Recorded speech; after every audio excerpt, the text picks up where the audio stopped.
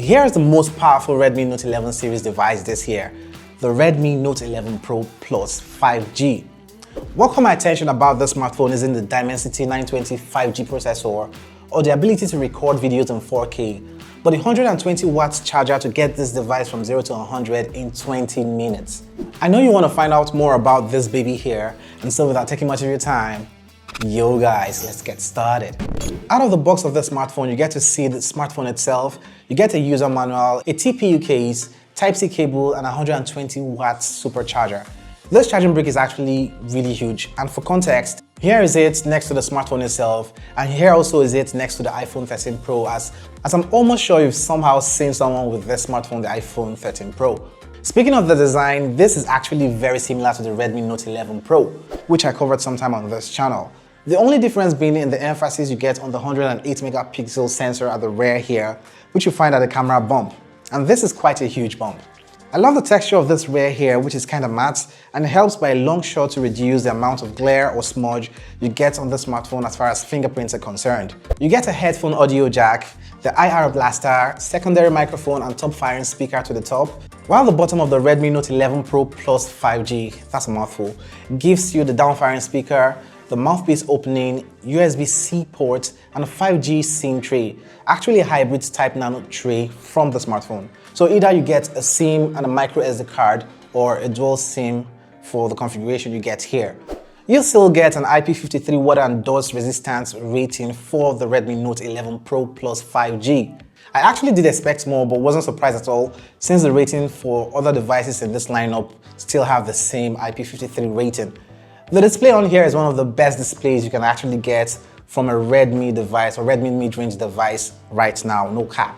You get yourself a 6.67-inch Super AMOLED display, which is a 1080p Full HD Plus resolution display, and it also features 120Hz refresh rate, which is quite awesome, and up to 1200 nits of brightness, making this device one you can use easily under direct sunlight. And most of all, this Redmi Note 11 Pro Plus 5G has Gorilla Glass 5 protection on this display. Now this is AMOLED, and some of the features such as always on display isn't really available on here. You have always on display, but stays out for 10 seconds and the screen goes out blank. This display, as you might have noticed, has a punch hole camera which you can easily hide with a black bar from the settings.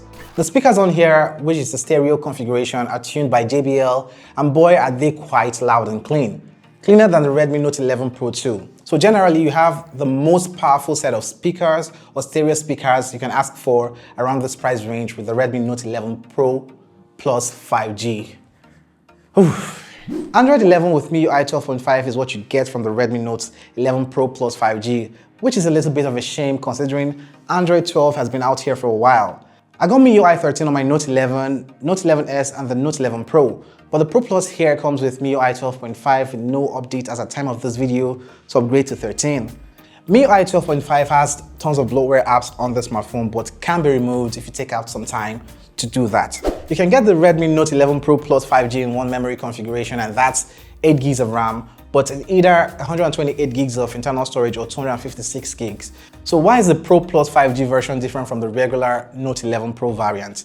It all boils down to the processor on here.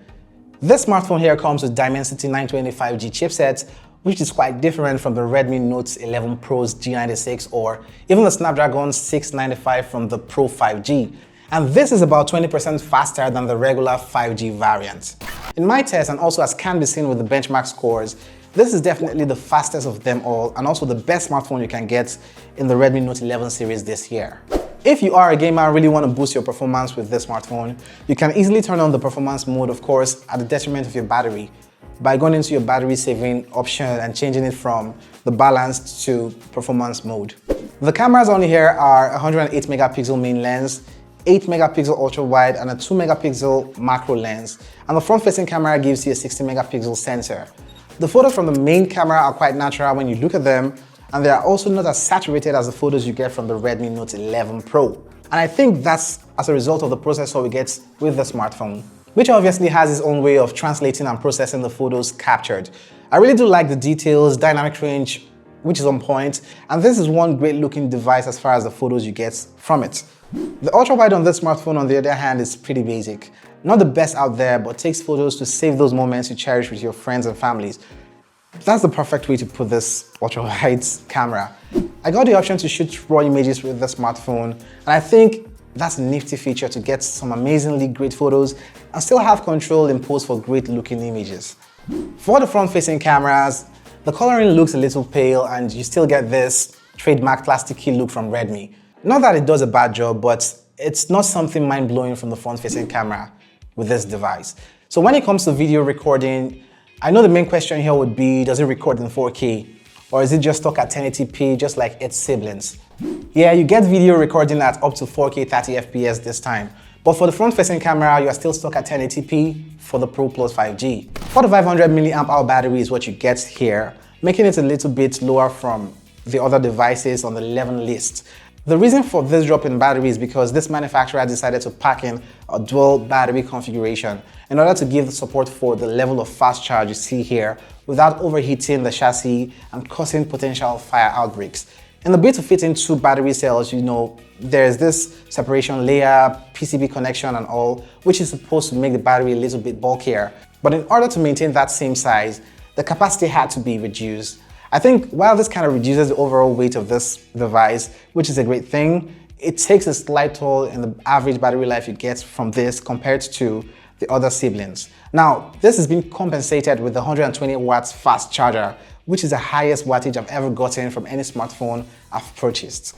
It took me roughly 16 minutes to charge this smartphone from 0 to 80% and about 20 minutes to get it to 100. That's a freaking 20 minutes and I'm super amazed.